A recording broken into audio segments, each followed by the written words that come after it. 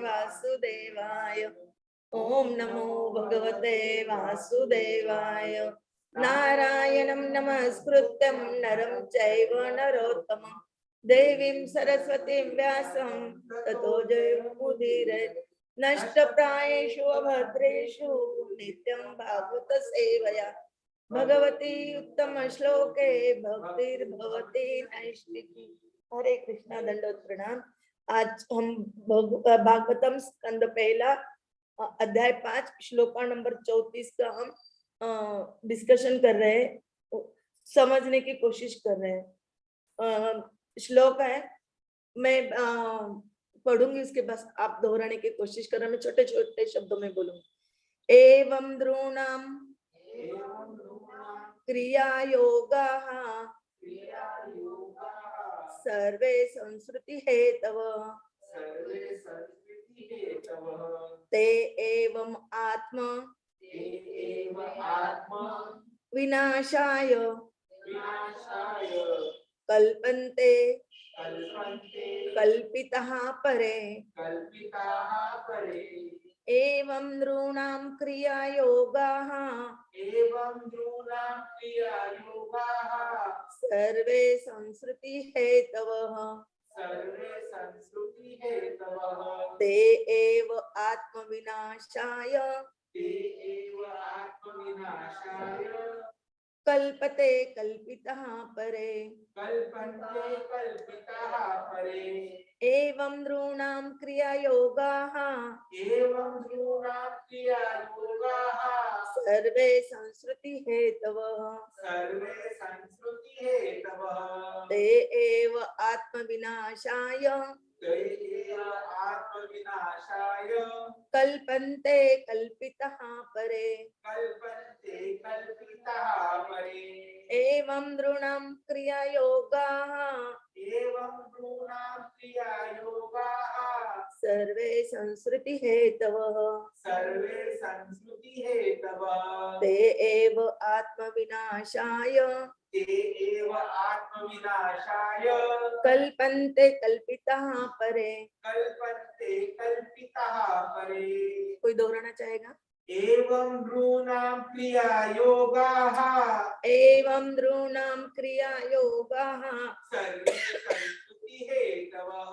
सर्वे संस्कृति हेतवः ते एव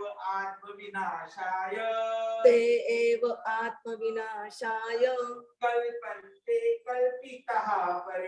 कल्पन्ते कल्पितः परे। माताजी ऑनलाइन कोई दोहराना चाहेगा? हरे कृष्णा। ऑनलाइन डिवोटीज वो बोल रहे हैं। एवं नृणाम हाँ बोलिए माताजी। एवं नृणा क्रिया योगाः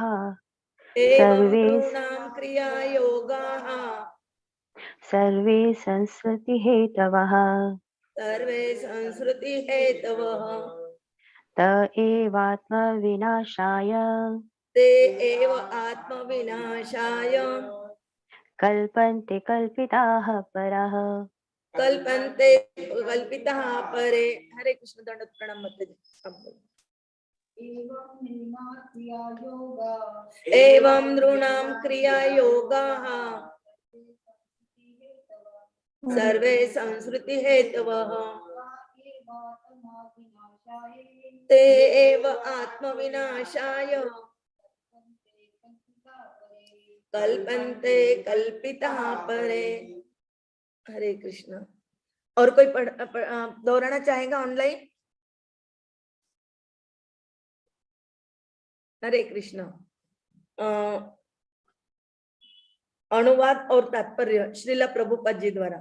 इस प्रकार जब मनुष्य सारे कार्यकलाप भगवान की सेवा में समर्पित होते हैं तो वही सारे कर्म जो उसके शाश्वत बंधन के कारण होते हैं कर्म रूपी वृक्ष के विनाश करता बन जाते। तात्पर्य, भगवत गीता में जीवों को निरंतर व्यस्त रखने वाले सकाम कर्म की तुलना वट वृक्ष अश्वत्थ से की गई है, क्योंकि इसकी जड़ें बहुत गहरी होती है। जब तक सकाम कर्म की भोगेच्छा रहती है तब तक कर्म के अनुसार आत्मा का देहांतर एक शरीर से दूसरे में, एक स्थान से दूसरे स्थान में होता रहता है। यही भोग इच्छा भगवान की सेवा करने की इच्छा में बदल ली जा सकती है।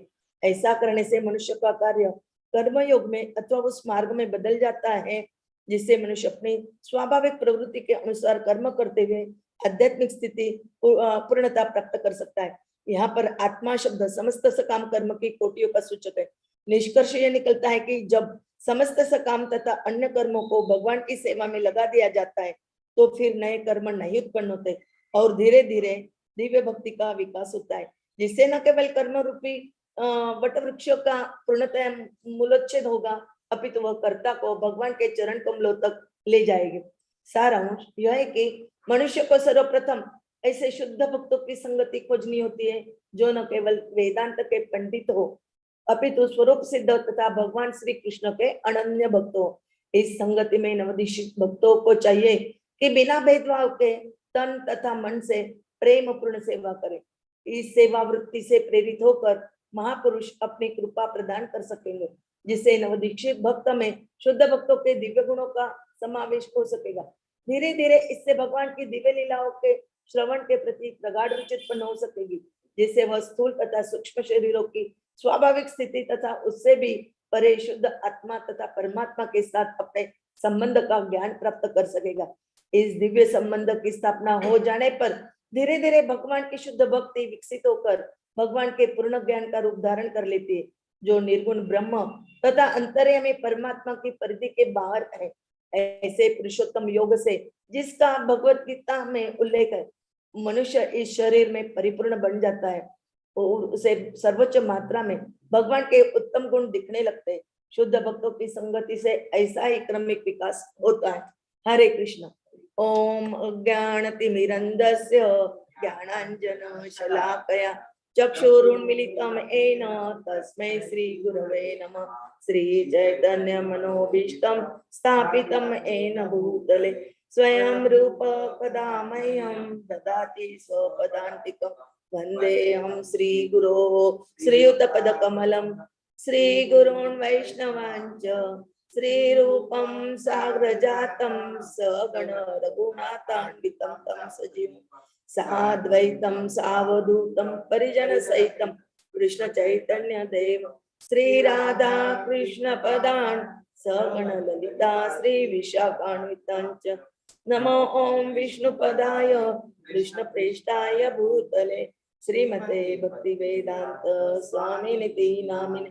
नमस्ते सरस्वते देवे गौरवाणी प्रचारिणे निर्विशेष शून्यवादी पाश्चात देश तारिणे वाञ्छाकल्पतरुभ्यश्च कृपा सिन्धुभ्येव च पतितानां पावनेभ्यो वैष्णवेभ्यो नमो नमः। जय श्री कृष्ण चैतन्य प्रभु नित्यानंद श्री अद्वैत गदाधर श्रीवासादि गौर भक्त वृंद। हरे कृष्णा कृष्णा कृष्णा हरे हरे, हरे राम राम राम हरे हरे। हरे कृष्णा कृष्णा कृष्णा हरे हरे, हरे राम राम राम हरे हरे। हरे कृष्णा कृष्णा कृष्णा हरे हरे, हरे राम राम हरे हरे। हरे कृष्ण। ओम जय विष्णुपाद परमं श्री परिव्रजकाचार्य अष्टोत्तर शत श्री श्रीमती श्री भक्ति वेदांत स्वामी श्रीला प्रभुपाद की जय। जय ओम विष्णुपाद परमं श्री परिव्रजकाचार्य अष्टोत्तर शत श्रीमद भक्ति सिद्धांत सरस्वती गोस्वामी जी की जय। अनंत कोटि वैष्णव वृंद की जय। नामाचार्य श्रीला प्रभुपाद की जय।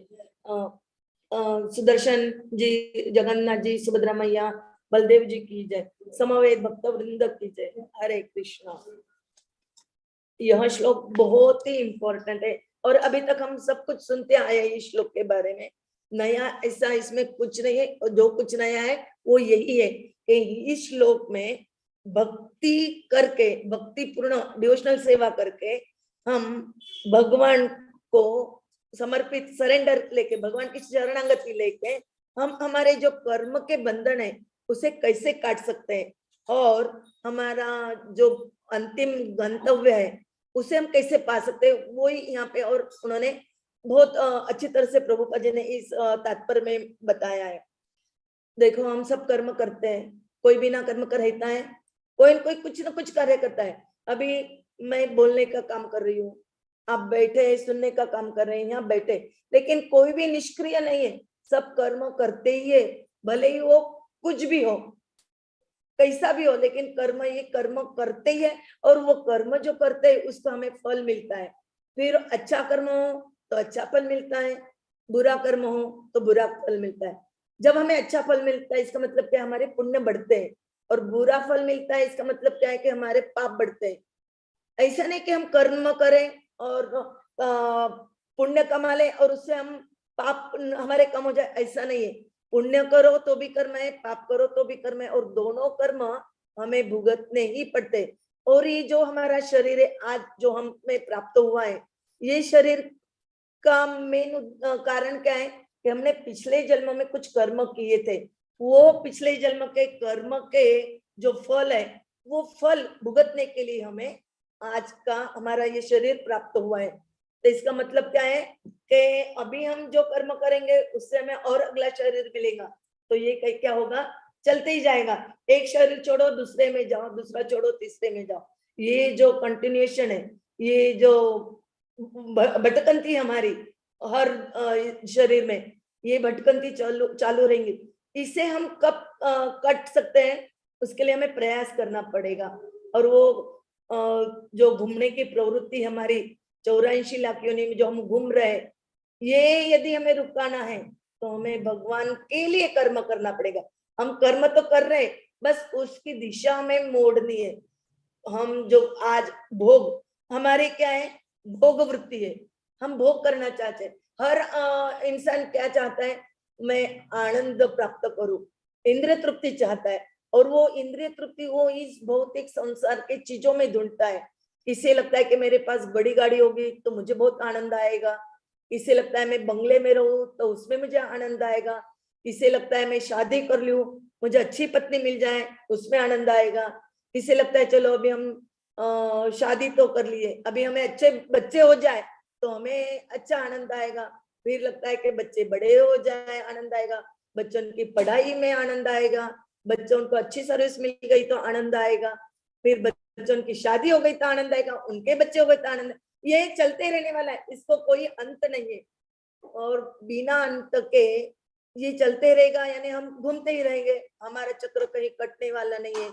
तो यहाँ पे प्रभुपाद जी बता रहे हैं कि ये जो जीवन का जो निरंतर व्यस्त रहने का कार्य है सकाम कर्म के लिए, क्योंकि वो सकाम कर्म करते हैं, निष्काम कर्म करते तो यहाँ आते ही नहीं।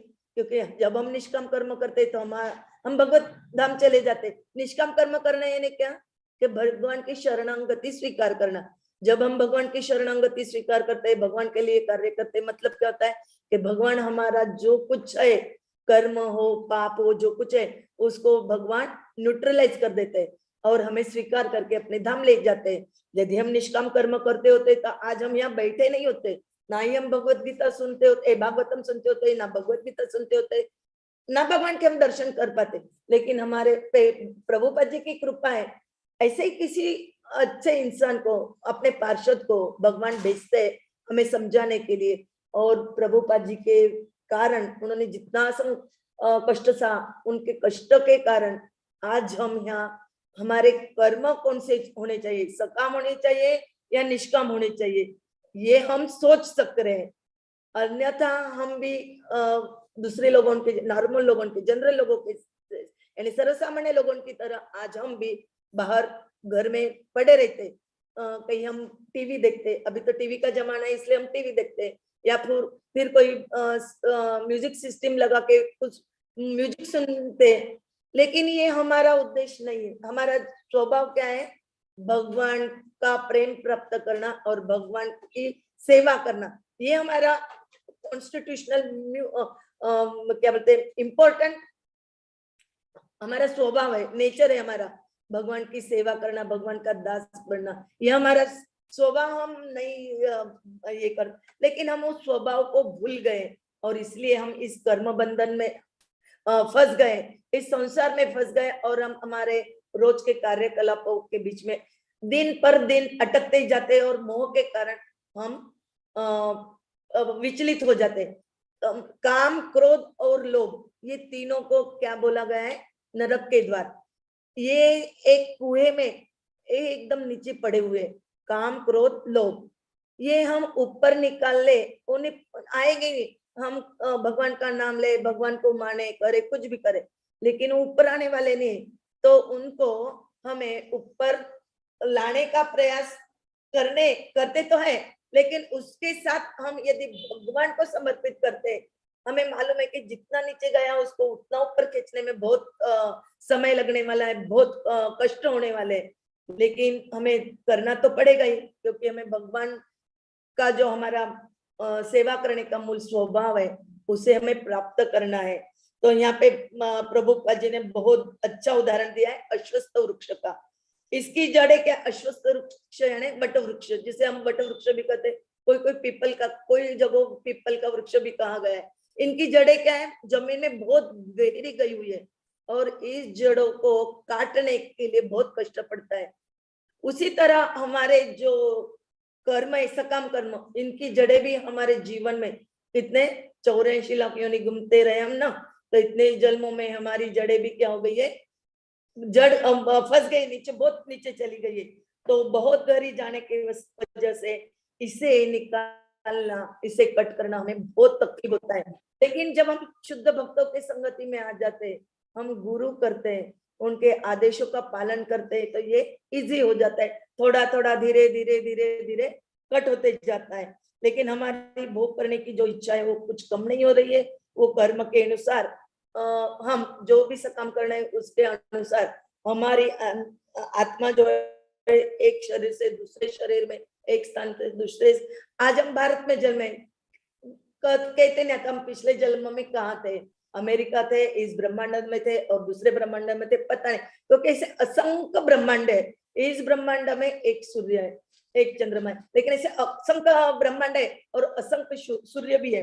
तो ये जो हमारी भोग्य की इच्छा है, समझो अभी हमें लगा कि हमें गाड़ी में जाना है कहीं, तो हमें क्या करना चाहिए कि गाड़ी में तो जा सकते हैं, लेकिन वो जाना कहाँ है वो हमारे पे डिपेंड करता है। यदि हम घूमने गए इधर उधर तो वो हो गया सकाम कर्म के हिसाब से, सकाम कर्म जैसा। लेकिन हम उसी गाड़ी में यदि भगवान के मंदिर में जाते हैं, भगवान की आरती अटेंड करने के लिए या भगवान का भागवतम का क्लास करने के लिए, तो ये हमारा जो टर्न हो गया व्यू से, मन हमारा वो क्या हो गया? हम निष्काम कर्म की ओर आ गए। तो ये जब करेंगे तो हम उससे बंधेंगे नहीं, और निष्काम कर्म होने के कारण हम न बनने के कारण हमारे कोई कर्म का बंधन नहीं रहेगा, तो वो कट जाएगा। हमारा कर्म का जो है, कर्म का जो बंधन है वो कट जाएगा।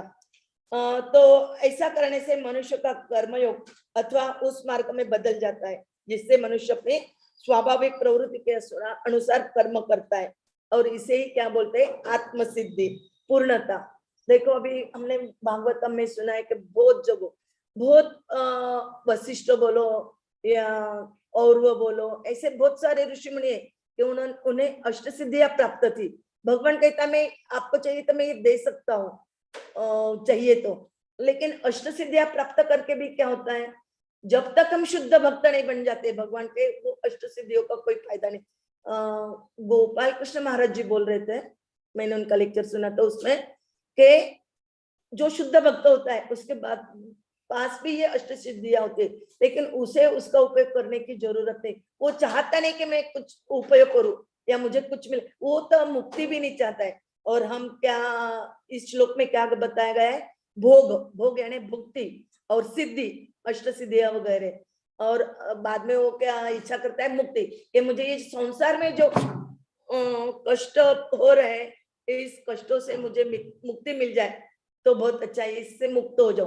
लेकिन शुद्ध भक्त जो होता है वो मुक्ति भी नहीं चाहता है। वो कहता है कि मुक्ति तो नहीं चाहता है वो, उससे बस एक ही आशा रहती है कि मैं कृष्ण की सेवा कैसे अच्छे से कर पाऊं। क्योंकि जब तक हम अहेतु के अप्रतिहता सेवा नहीं करेंगे तो क्या होगा? हमारा कर्म बंधन ही होगा। तो हमें सेवा भगवान की अहेतुकी अप्रत्ययता ही करनी है।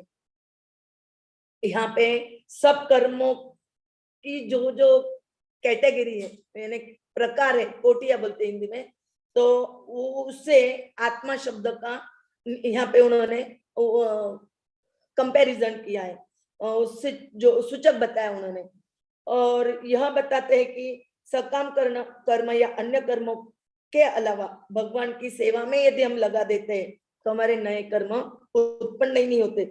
और इसके लिए एक उदाहरण भी आता है, लेक्चर में ही सुना है मैंने भी, कि महाराज जी बोल रहे थे कि दूध और दही, दूध से ही दही बनता है, दूध में जब हम विरजन डालते हैं तो उससे दही बनता है, दोनों में कुछ फर्क नहीं, दही अलग है लेकिन है तो दूध ही।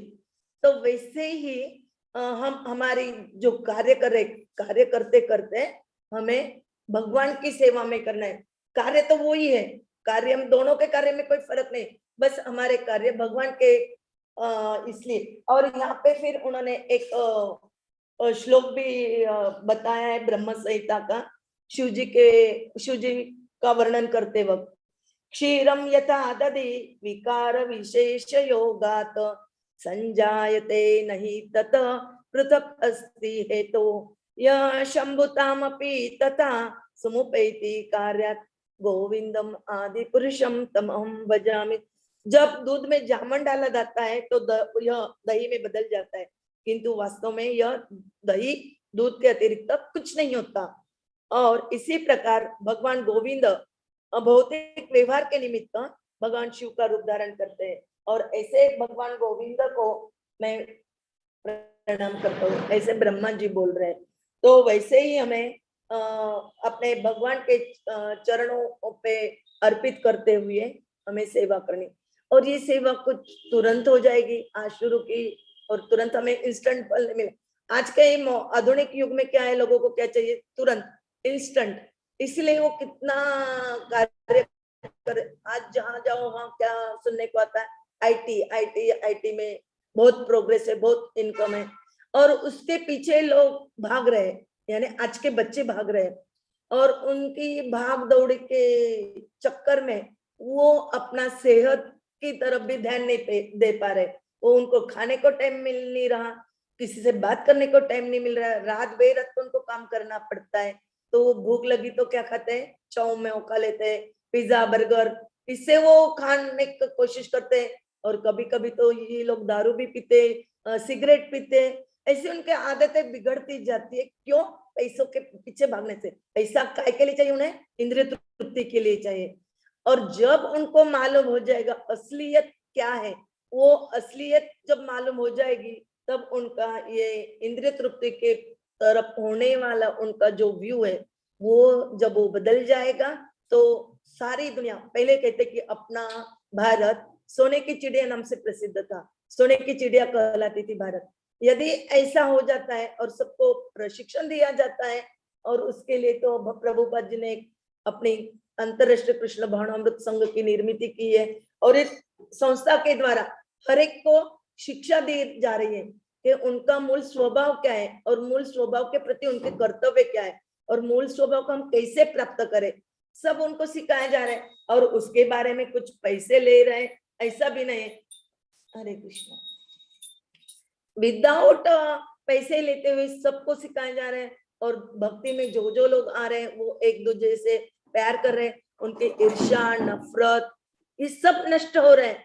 और ये दुनिया में क्या है, नहीं तो एक दूसरे से ईर्ष्या करते, अरे उसको 3 लाख रुपए महीना मिल रहा है, मैं भी तो उतना ही पढ़ा लिखा हूँ, मुझे क्यों 40,000 रुपए मिल रहे हैं। क्या हो गया, ईर्ष्या आ गई, और वो भाव आ गए कि मुझे भी उसके इतना मिलाना है। फिर वो क्या करेगा, गलत मार्ग पे जाने की कोशिश करेगा 3 लाख रुपए मिलाने के लिए। लेकिन ये कहाँ तक योग्य है, ये हर पेरेंट्स को भी सोचना चाहिए कि हम हमारे बच्चों को ऐसी शिक्षा दें, उनको ऐसी संस्कार दें कि ताकि वो गलत मार्ग पे ना जाए। और ये जो हमें ऐसे लग रहा है कि हम बहुत प्रगति कर रहे हैं। 20 साल पहले हम कुछ भी नहीं थे और आज हम प्रगत है। लेकिन मेरा मानना है, मैंने जो देखा है वो मैं आपको बता रही हूँ। क्या ये सच में हमारी प्रगति है? 20 साल पहले हमें जो तेल 3 रुपए में मिलता था, 1 लीटर तेल, आज उसकी कीमत क्या हो गई बोलो? कहीं 400 रुपए तक चली गई उसकी कीमत। सच्ची में ये हमारी प्रगति है? यदि हमारी प्रगति है तो ये कौन करेगा? जो पैसे कमाने वाले हैं उनको ही ये प्रगति, उनकी दृष्टि से प्रगति होगी। लेकिन जो रास्ते पे लोग रहते हैं, गरीब लोग हैं, जिनको कुछ नहीं मिलता है, उनके लिए क्या है? ये उनके लिए प्रगति है कि उनको रास्ते पे रहना पड़ रहा है, उनको घर नहीं है, खाने पीने को नहीं है, या उनको शिक्षण भी नहीं है। लेकिन उनके बारे में कोई सोच नहीं रहा है कि उनको हम शिक्षा दें, उनको संस्कार दें, उनको भक्ति में लाने की कोशिश करें, उनको प्रसाद हम दें। ये सब अभी अपने अंतरराष्ट्रीय कृष्ण भावनामृत संघ के द्वारा शुरू किया गया है। तो खाली शुरू करके फायदा नहीं, हम जो भक्त लोग हैं, हमारा कर्तव्य बनता है कि हम सहकार्य करें और हम भी ज्यादा से ज्यादा इस सहकार्य के साथ, भक्ति के साथ हम भी प्रयत्न करें कि जिसे हरे कृष्ण महामंत्र नहीं मालूम है उनको हम बताए कैसे करे हरे कृष्ण महामंत्र का जप, क्यों करे जप, क्या होता है जप करने से। देखो आपने सुना होगा भागवतम में कितने सारे राजाओं की लिस्ट है।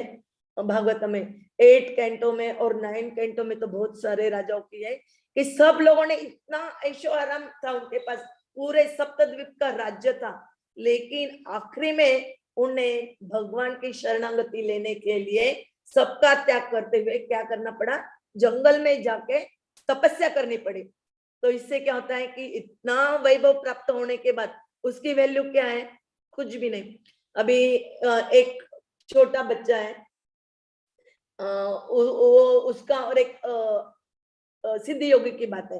वो सिद्ध योगी बोल रहा है कि मैंने 13 साल की योग सिद्धि प्राप्त की और वो योग सिद्धि की वजह से मैं इस नदी से पानी पे चलते हुए पार कर सकता हूँ।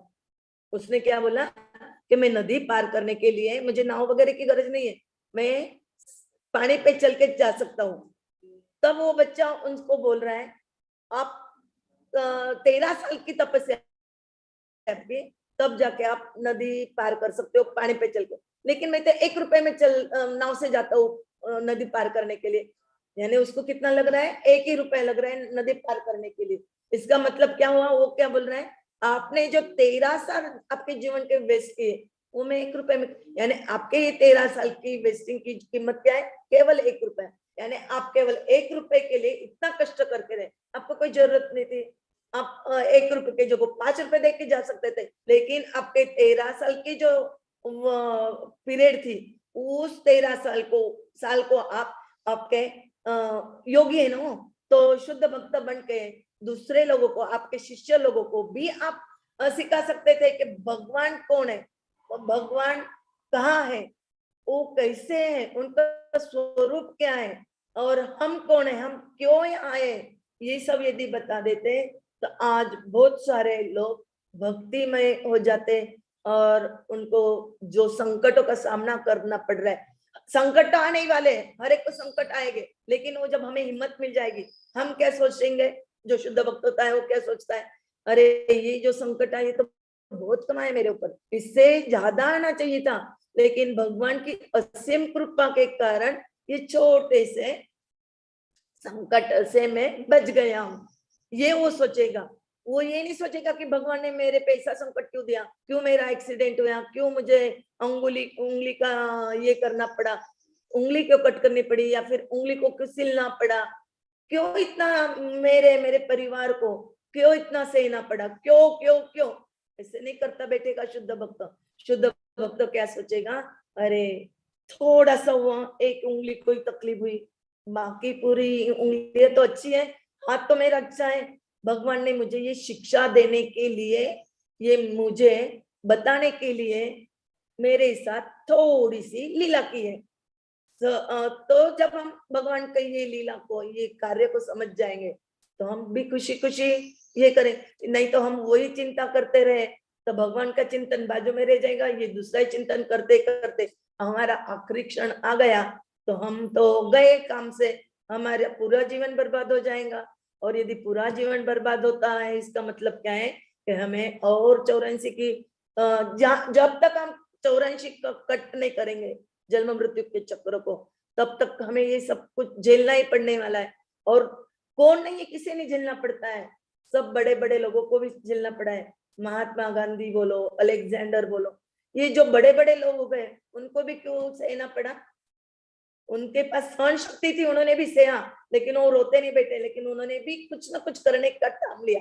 वैसे हमें भी भगवान की सेवा करने का ठान लेना है, भले ही हमें कितना ही अवरोध आओ, या कितने भी हमें कोई पीछे खींचने की कोशिश करे, या कोई कहे क्या तू रोज बार बार मंदिर में जाते है, क्यों जप करते हो, ये तो करने वाले ये लोग, उस पे हमें ध्यान नहीं देना है। तो हमारा ध्यान हमें वहां से खींच के भगवान के बारे में सोच के, भगवान के लिए ही हमें जो कुछ करना है वो भगवान के लिए करना है। अभी तक तो हमने खुद के लिए बहुत कर लिया, बहुत सो लिए, बहुत ईर्ष्या कर ली, बहुत झगड़े कर लिए, लेकिन हमें ये सब त्याग के हमारा सब जो ध्यान है हमें भगवान की तरफ होना है। और ये करने के लिए हमें कौन मदद करेगा? जिसने ये जाना है, समझ लिया है, ऐसे शुद्ध जो भक्त है, स्वरूप सिद्ध भक्त जो होते हैं, वो हमें सिखाएंगे कि कैसे करना है। जब हम उनके संपर्क में आएंगे, उनसे हम उन जो बताते हमें, उनका जो उपदेश है उनको हम ग्रहण करेंगे, तभी हम उन महापुरुषों से प्रेरित होकर शुद्ध भक्त बनेंगे। और जो शुद्ध भक्तों के दिव्य गुण होते हैं, वो गुण हमारे में आएंगे। और ये सब हम धीरे धीरे भगवान की दिव्य लीलाओं को श्रवण करके प्रतिगाढ़ रुचि उत्पन्न करेंगे। ये रुचि किसने प्राप्त की थी? और हमने सुना है भी इसके पहले के श्लोकों में, ये नारद जी भी जब दासी पुत्र थे, 5 साल के बच्चे थे, उनकी माँ आश्रम में जो भक्ति सिद्धांत जो भागवत जो पुरुष थे, महापुरुष, उनकी सेवा का कार्य करती थी। और उस सेवा का कार्य करने में उसने अपने बच्चे को भी लगा रखा था। और वो भागवतम की सेवा करते थे, और सेवा करते करते वो क्या करते थे? सुनते थे। उन्होंने केवल 4 महीने, क्योंकि चातुर्मास में रहते थे वहां पे, तो उन्होंने 4 महीने उन भागवतम का कथा कीर्तन, कृष्ण के बारे में, भगवान के बारे में जो बातें करते थे वो सब सुना, उनकी सेवा भी की। साथ साथ उन्होंने क्या किया?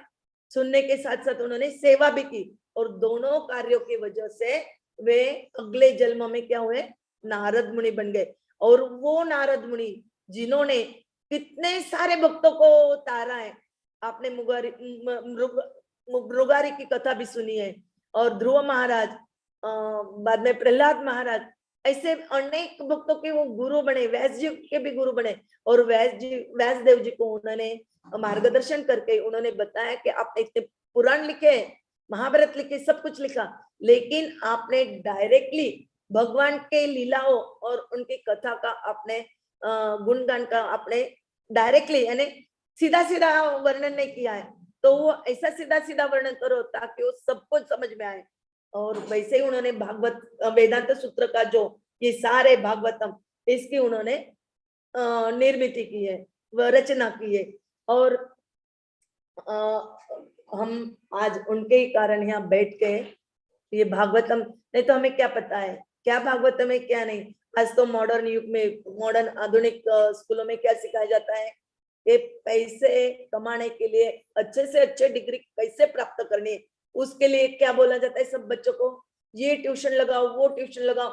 बच्चे क्या खाली बैग का बोझा ले लेके ये ट्यूशन से निकले वो ट्यूशन को, वो ट्यूशन से निकले वो ट्यूशन को, दिन भर भक्त रहते हैं। ना उनको खाने की सुध है, ना पीने की, ना सोने, ना उन्हें आराम से सोए दिए जाता है। पेरेंट्स को भी लगता है कि नहीं, मेरा बेटा यदि अभी अच्छा कर लेता है तो उसका जीवन सुधर जाएगा, वो अच्छा कमाने लगे तो उसको अच्छी बीवी मिल जाएगी, उसका घर अच्छा सेटल हो जाएगा, तो आनंद मिलने ही वाला है। सभी ऐसे सोचते हैं, लेकिन बचपन में ही वो बोझे पीठ पे बह के वो कितने टूट जाते हैं, उनको कितनी तकलीफ होती है, ये कोई नहीं जानता। ये तो अभी वैसे देखो तो 20 साल पहले या 25-30 साल पहले ऐसा नहीं था, तो भी वहां तब लोग पढ़ते थे, ये पढ़ते नहीं थे ऐसा नहीं, वो भी अच्छे से कमाई करते थे, अपना जीवन यापन अच्छे से करते थे।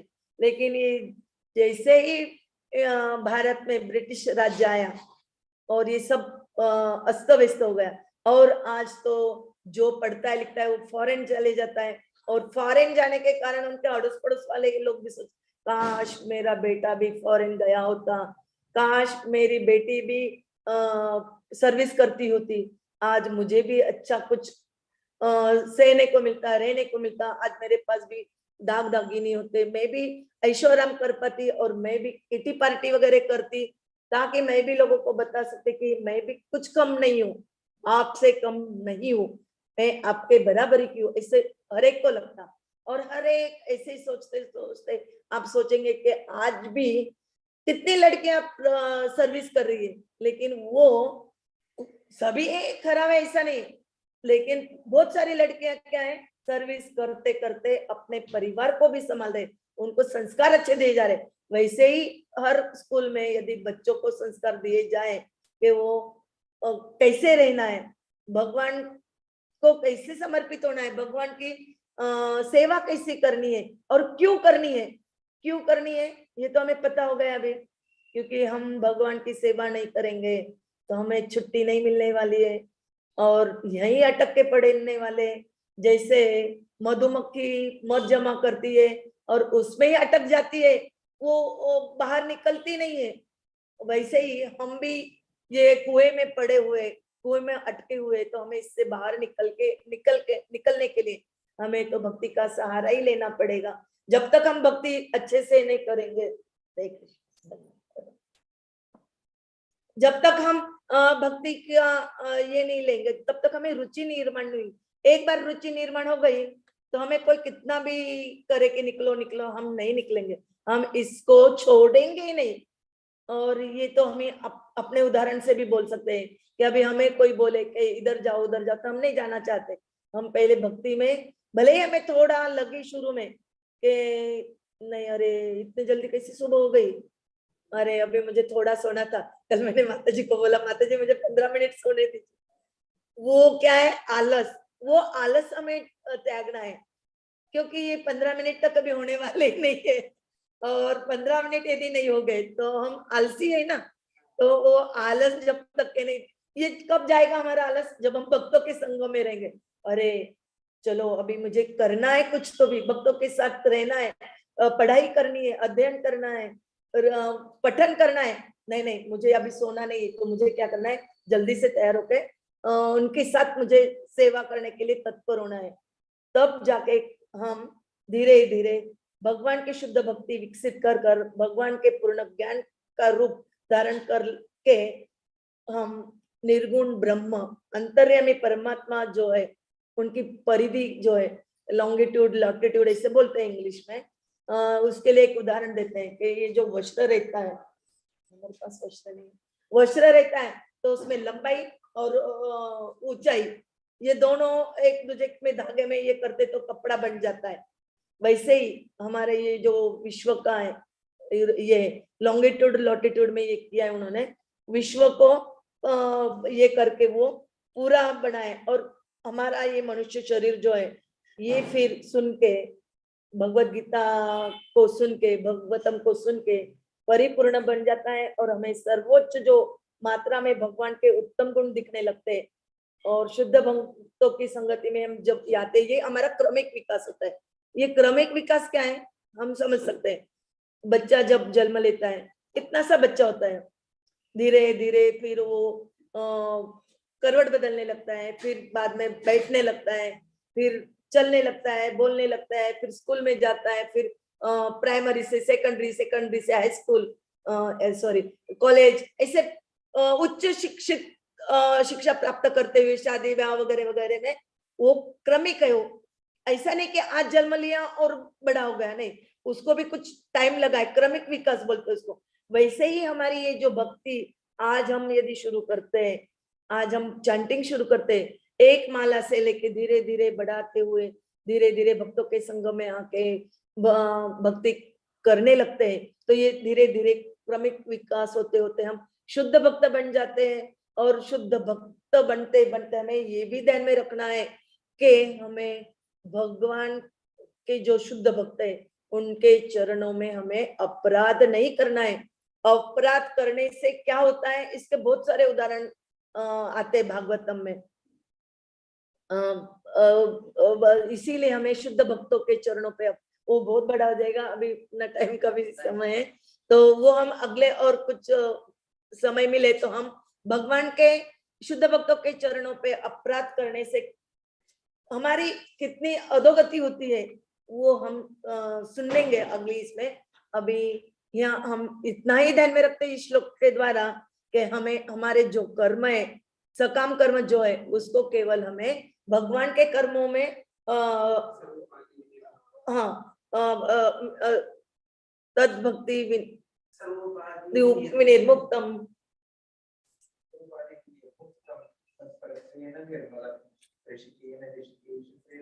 भक्ति उच्चते। बस इतना हमें ध्यान में रखना है कि भगवान की शरणागति लेके हमें अपनी भक्ति जारी रखना है। हरे कृष्ण, दंडवत प्रणाम।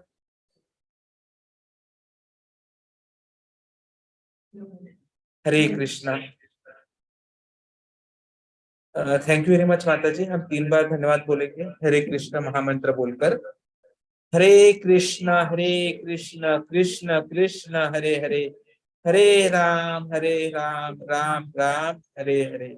हरे कृष्ण कृष्ण कृष्ण हरे हरे, हरे राम राम राम हरे हरे।